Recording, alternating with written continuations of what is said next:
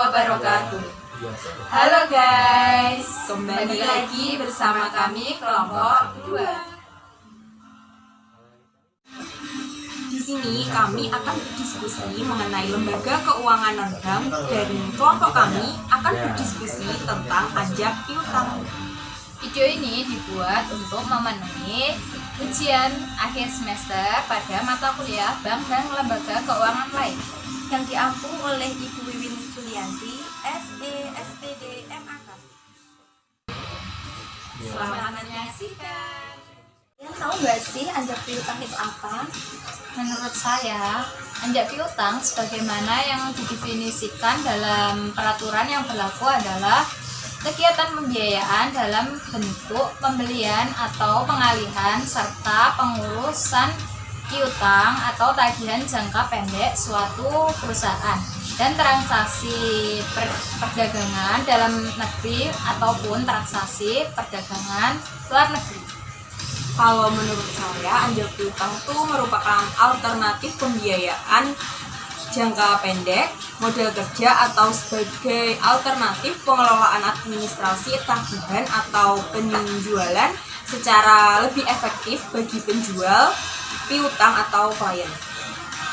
Bagaimana sih sejarah dari anjak piutang?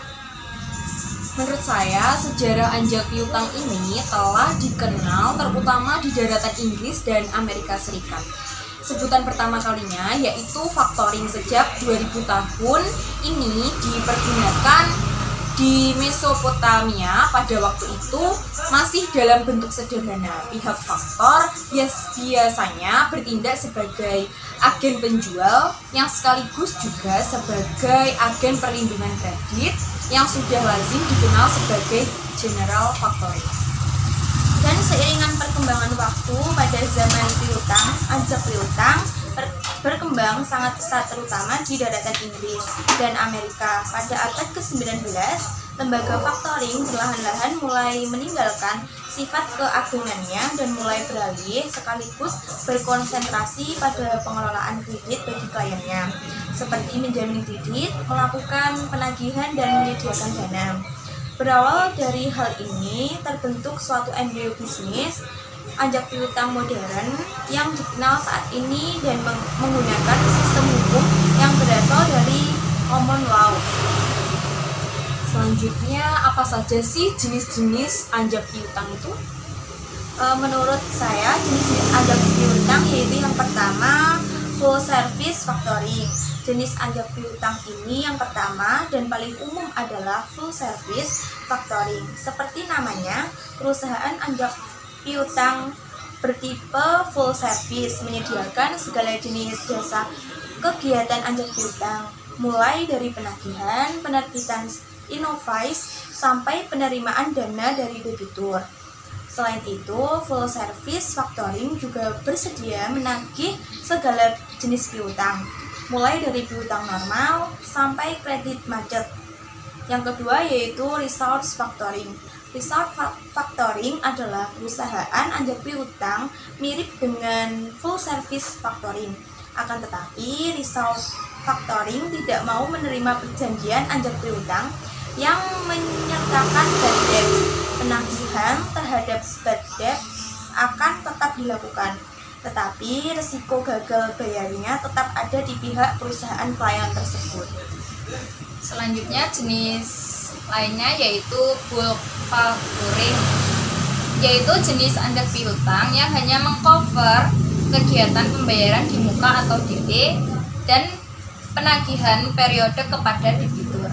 Selanjutnya yaitu maturity factoring, yaitu jenis anjak piutang berbeda dengan jenis-jenis anjak piutang sebelumnya.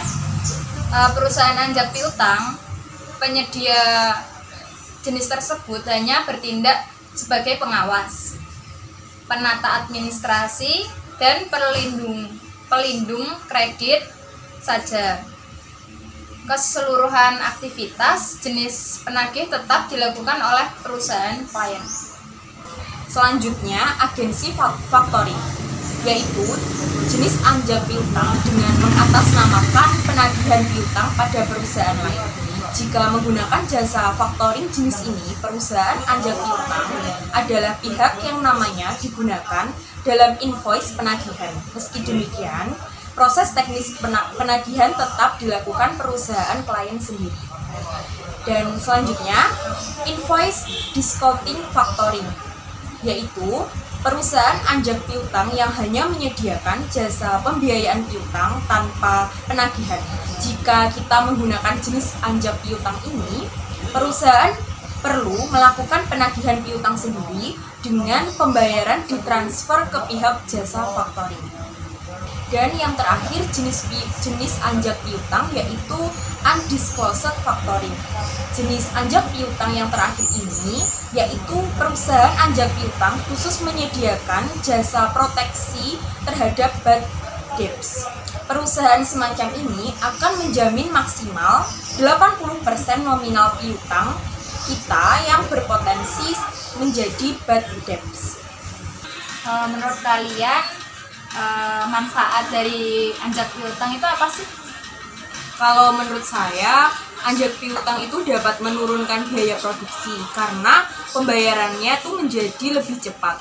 Terus meningkatkan daya saing dunia usaha. Cepat mendapat kas atau instan kas. Dan yang terakhir, anjak piutang itu bermanfaat sebagai kontrol piutang menjadi lebih baik.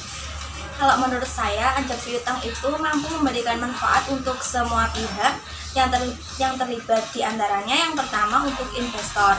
Perusahaan anjak piutang atau pihak investor akan memperoleh keuntungan dengan bentuk fee dan biaya-biaya lainnya dari pihak klien.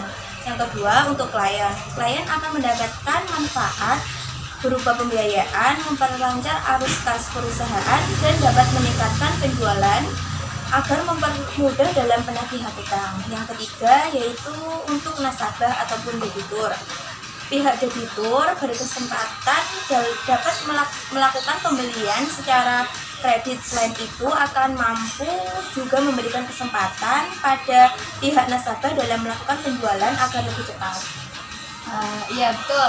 Ada lagi manfaat lainnya yaitu memperlancar arus kas perusahaan, kemudian memindahkan resiko ke pihak anjak piutang, mempercepat proses produksi dan mengalihkan tugas pengalihan. Lalu menurut kalian bagaimana sih metode perhitungan biaya anjak piutang itu? Menurut saya, metode yang digunakan di jasa anjak piutang yaitu service fee. Metode pertama perhitungan biaya perjanjian anjak piutang adalah service fee. Jika perusahaan anjak piutang pilihan kita memakai metode ini, maka kita perlu memberikan pembayaran rutin atas jasa factoring. Sebagai contoh, kita memakai jasa berbentuk agensi factoring. Setiap beberapa periode tertentu, kita wajib memberikan service fee pada perusahaan factoring yang jasanya kita gunakan. Metode perhitungan biaya perjanjian anjak piutang yang kedua yaitu discounting atau pemotongan faktur. Jika jasa factoring menerima pembayaran piutang setelah dikurangi oleh jasa factoring, sebagai contoh, melakukan penagihan piutang sebesar 100 juta melalui jasa factoring berdasarkan perjanjian anjak piutang di awal, jasa factoring akan menerima diskon sebesar 10% dari total nominal faktur. Dengan demikian, jasa factoring akan menerima 10 juta dari total piutang. Di anjak piutang, mekanismenya menurut kalian itu bagaimana sih? Menurut saya, mekanisme anjak piutang itu diawali dengan adanya transaksi jual beli barang ataupun jasa suatu perusahaan dengan sistem pembayaran kredit. Kemudian, pihak kreditur akan mengajukan anjak piutang kepada perusahaan anjak piutang jika pada aktivitas usahanya membutuhkan penambahan modal di waktu dekat. Lalu perusahaan kreditur akan memberikan atau menjual piutang tersebut kepada perusahaan anjak piutang sebagai jaminan pinjaman modal. Selanjutnya, penagih akan dilakukan oleh perusahaan anjak piutang kepada debitur sesuai dengan kesepakatan yang telah dilakukan oleh pihak debitur dengan kreditur. Kemudian perusahaan debitur atau klien mengajukan anjak piutang, maka pihak kreditur berkewajiban membayar hutangnya kepada perusahaan anjak piutang sesuai dengan jatuh tempo yang sudah disepakati. Kemudian semua permasalahan hutang piutang diselesaikan, maka perusahaan anjak piutang akan membayar piutang yang dimiliki pihak kreditur dengan diskon atau sesuai tanggung jawabnya. Mekanisme anjak piutang akan disesuaikan berdasarkan jenis anjak piutang. Hal ini bertujuan untuk meminimalisir terjadinya risiko anjak piutang yang dapat merugikan pihak-pihak yang terkait. Menurut kalian, peran anjak piutang dalam ekonomi itu apa sih? Perusahaan anjak piutang memiliki peranan dan juga efek dampak yang penting di dalam perekonomian pada suatu negara, karena kenyataannya di lapangan sudah membuktikan bahwa ada berbagai sektor usaha yang memiliki masalah dalam hal pengembangan usahanya. Masalahnya ini merupakan masalah yang biasanya berhubungan dengan lemahnya pemasaran karena kekurangan sumber daya manusia yang berkualitas. Selain itu, terbatasnya sumber dana atau modal dan juga target penjualan yang tidak bisa tercapai juga bisa menjadi salah satu perbedaan perusahaan kecil, menengah, hingga perusahaan besar. Yang sangat menonjol, kredit pada suatu perusahaan juga akan semakin macet apabila ada sumber dana dan penjualan yang tidak dapat bisa tercukupi. Nah, hal tersebut bisa menjadi masalah yang sangat mengancam dan sangat rawan untuk suatu perusahaan.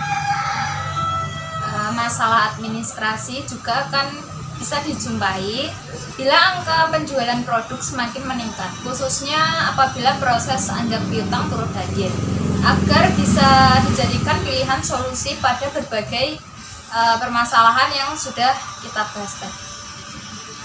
Nah, biasanya hampir sama dengan perusahaan modal ventura yang mampu memberikan suatu solusi pada masalah keuangan dan sumber modal. Perusahaan anjak piutang pun mampu menawarkan perolehan sumber dana secara lebih cepat dan juga mudah sampai mencapai 80% dari seluruh nilai faktur kredit. Selain itu, perusahaan anjak piutang juga bisa membantu mengatasi permasalahan yang ada pada bidang pengelolaan kredit di dalam suatu perusahaan tersebut. Dan apa saja sih contoh lembaga keuangan anjak piutang yang aktif di Indonesia? Menurut saya, perusahaan anjak piutang yang masih aktif di Indonesia yang pertama Aditama Finance, yaitu perusahaan pembiayaan yang menyediakan jasa anjak piutang dan sewa guna usaha atau finance lease. Perusahaan Aditama Finance mampu memberikan bantuan untuk solusi pengembangan usaha. Yang kedua, SG Finance adalah sebuah perusahaan yang didirikan dari pengambilalihan perusahaan Société Générale Consumer Finance Indonesia, yaitu suatu lembaga keuangan dari Prancis oleh perusahaan Mitra Cakrawala Internasional dan Winarman Halim pada tahun 2008 lalu. SG Finance ini akan bersedia melayani pembiayaan pada alat berat dan sektor pertambangan, infrastruktur, atau perkebunan. Menurut saya, contoh lembaga keuangan anjak piutang yang aktif di Indonesia yaitu PT IFS Capital Indonesia adalah perusahaan pembiayaan yang sudah bergerak selama 22 tahun di Indonesia. PT tersebut mampu memberikan penggandaan pada jasa leasing untuk jenis usaha kecil dan menengah serta pada bidang anjak piutang. Kemudian PT Tifa Finance, sebuah perusahaan yang fokus pada bidang sewa guna usaha, anjak piutang dan pembiayaan konsumen. Perusahaan yang sudah ada dari tahun 1989 ini berubah nama menjadi PT Tifa Finance di tahun 1996. Sekian dari kelompok kami, kurang lebihnya kami mohon maaf. Wassalamualaikum warahmatullahi wabarakatuh. See you.